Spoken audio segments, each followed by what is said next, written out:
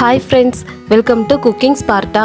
இன்னைக்கு உருளைக்கிழங்கு கத்திரிக்காவை வச்சு டிஃப்ரெண்ட் டேஸ்ட்ல காரசாரமான பொரியல் செய்யலாம். வீட்ல இருக்கிற இன்கிரிடியன்ட்ஸை வச்சு ரொம்ப ஈஸியா செய்யலாங்க. வாங்க வீடியோக்குள்ள போகலாம். ஃபர்ஸ்ட் இந்த பொரியல் செய்யறதுக்கு 4 உருளைக்கிழங்கு 4 கத்திரிக்காவை எடுத்துக்கலாம். உருளைக்கிழங்கு கத்திரிக்காவை இந்த மாதிரி கட் பண்ணி ஒரு பவுல்ல இருக்கிற தண்ணியில போட்டு வச்சுக்கலாம். அடுத்து ஸ்டவ் ஆன் பண்ணி ஒரு கடாயை அடுப்புல வச்சு கடாய் சூடானதும் 2 டேபிள் ஸ்பூன் எண்ணெய் ஊத்திக்கலாம்.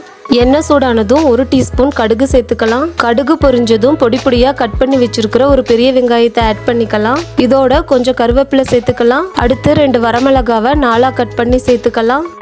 இப்போ இதை எல்லாத்தையும் நல்லா வதக்கிக்கலாம். வெங்காயம் பொன்னிறமாகிற வரைக்கும் நல்லா வதக்கிக்கலாம். அடுத்து இதோட கட் பண்ணி வச்சிருக்கிற ஒரு தக்காளி சேர்த்துக்கலாம். எல்லாத்தையும் லைட்டா வதக்கி விட்டுக்கலாம். இதோட கட் பண்ணி வச்ச உருளைக்கிழங்கு கத்திரிக்காவை சேர்த்துக்கலாம். இதை எல்லாத்தையும் லைட்டா கிளறி விட்டுக்கலாம். இப்போ இதோட 1/4 ஸ்பூனை விட கொஞ்சம் கம்மியா மஞ்சத்தூள் சேர்த்துக்கலாம். அடுத்து 1/2 ஸ்பூன் உப்பு, 1 ஸ்பூன் சாம்பார் தூள் எல்லாத்தையும் போட்டு வதக்கி விட்டுக்கலாம்.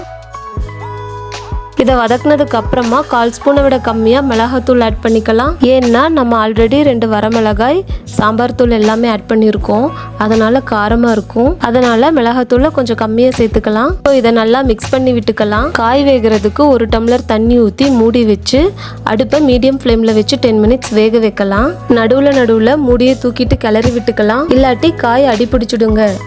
10 மினிட்ஸ் கழிச்சு மூடியை தூக்கிட்டு துருவி வச்ச 1/4 மூடி தேங்காவை ஆட் பண்ணிக்கலாம்.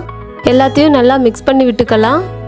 கடைசியா கொத்தமல்லி சேர்த்துக்கலாம். ரொம்ப டேஸ்டான உருளைக்கிழங்கு கத்திரிக்காய் பொரியல் ரெடி. இதை ஒரு பிளேட்ல டிரான்ஸ்ஃபர் பண்ணி சர்வ் பண்ணலாம். நீங்க செஞ்சு பார்த்துட்டு உங்க ஃபீட்பேக்கை கமெண்ட் பாக்ஸ்ல சொல்லுங்க. உங்களுக்கு இந்த வீடியோ பிடிச்சிருந்தா லைக் பண்ணுங்க, ஷேர் பண்ணுங்க, சப்ஸ்கிரைப் பண்ணுங்க. மறக்காம சைட்ல இருக்க பெல் பட்டனை கிளிக் பண்ணுங்க. தேங்க்ஸ் ஃபார் வாட்சிங்.